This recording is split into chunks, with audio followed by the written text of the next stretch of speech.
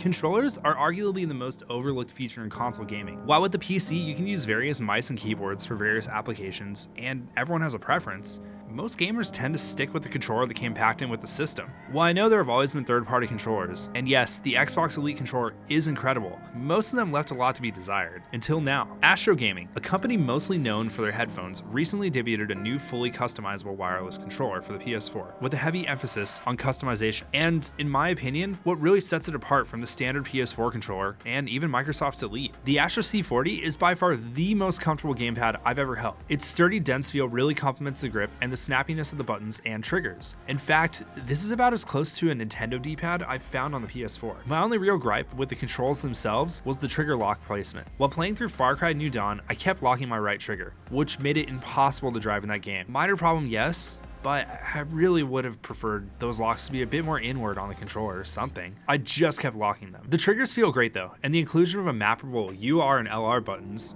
was much appreciated. Between using this and the Xbox Elite controller, I seriously hope buttons in that area become standard in the next generation of controllers, because quite frankly, it's hard to go back to an original PS4 controller. But enough of that, let's address the elephant in the room. As you may or may not have heard, this officially licensed PlayStation controller doesn't turn the console on. While this may not seem like a problem at all, I've become so accustomed to turning my console on with my controller that it felt weird using the little sliver of a button in front of the PS4 Pro to boot the thing up. Once again, this isn't the biggest issue ever, but it would have been nice to be able to turn my console on with such a premium device. This controller isn't cheap. Currently it's listed for $199, and while for most people that's a huge turnoff, I can see this being something that pro gamers or someone who's really serious about first-person shooters can gravitate towards, because quite frankly, the feel in the controller itself, the tactile and swappable buttons really make this worth it. The battery life on this controller is actually pretty good. I was able to get about 6 or 8 hours with audio without any problems. Alright, let's get to the coolest part of this controller, and pretty much the one thing that sold me on it when I first heard about it. If you paid attention to any of the marketing for this controller, you would have seen that you can swap the button placement any way you want. While your options are limited to about 3 combinations, it feels good to be using an Xbox controller layout on the PlayStation, and not be stuck with some really cheap controller. You can also do something like this if your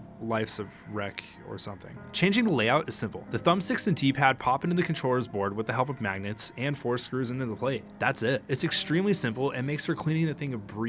You can also swap the thumbstick pads, and I found myself using different pads on different thumbs in various games. Try saying that 5 times fast. But this is just another point towards its intuitive customization. Playing games with the C40 feels just that much better. It's wireless with the help of a dongle, and in the 60 or so hours that I used the controller, I never really noticed any latency or that weird audio pop you hear when using headphones directly in a PS4 controller. In fact, I would go as far as to say that this is the best audio controller on the PS4. Yeah, I know that's kind of a specific point that really doesn't count towards everybody, but I really dug it and I thought it was worth mentioning. And while I couldn't test the speaker to its fullest potential, since I don't really know what game uses that anymore, I can definitely tell that it's there and it does work. The controller comes with its own software that you can use to map buttons, adjust the trigger sensitivity, and even change the light bar brightness. You can save settings for specific games and save those to the controller, which is cool because I really don't like plugging my accessories into my computer, opening up an application just to use it on a console.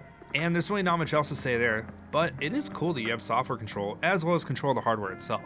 The C40 comes with a nifty carrying case. It holds all of your accessories and cables alongside the controller. And for the cost of this controller, it's definitely something you want to keep stored safe when you're not using it or you're traveling. Since this is an officially licensed PlayStation controller, it unfortunately doesn't work with that other console, or that one.